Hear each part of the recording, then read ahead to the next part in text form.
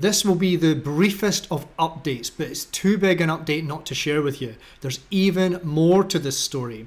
So you know how Judith Collins, the New Zealand Defence Minister, dismissively made reference to a guy from Melbourne who drives a truck, and she indicated that such a person is too lowly to criticise Yvonne Gray, who was captain of the Marawanui. Well, he is someone who drives something. He drives a truck. Well, that truck driver, she mentioned, got in touch with me.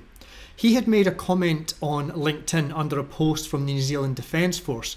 Then he started to get notifications of profile views from people at both the Defence Force and Parliament, including Judith herself. Judith then went on TV and condescendingly belittled anyone who drives a truck for a living, indicating that they've no right to comment on subjects outside the trucking world. What Judith chose to leave out is that he actually manages an oversized vehicle escort company, which I'm sure would require a lot of planning and care and strategy, liaison and communication with many organisations and government departments, problem solving, and probably having to meet a whole load of health and safety requirements. And she failed to mention that he's a New Zealander. He just happens to live in Melbourne, and he once served as a combat engineer in the New Zealand Defence Force. Now, given that Judith looked at his profile, she would have known that, but she deliberately limited her comments in the media to a guy in Melbourne who drives a truck. Some people might call that lying by omission.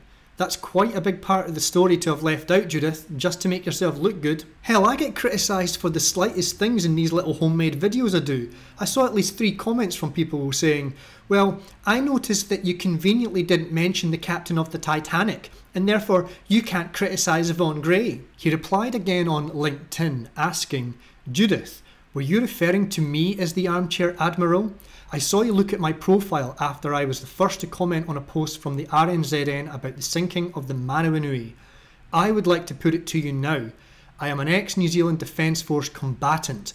What in the hell have you done to be the Minister of Defence? You are a lawyer.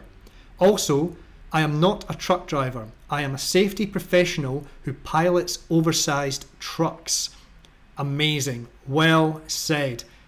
Judith, I think he, as someone who has served his country and paid taxes in New Zealand, is quite entitled to an opinion on this saga. I'm not going to share his profile, but his comments are public, so you can go have a look for yourself if you don't believe me. So if you're in the New Zealand Defence Force, just know that at some point in the future, there's a chance that your government will use you and throw you under the bus to deflect from criticism of whatever their latest blunder is.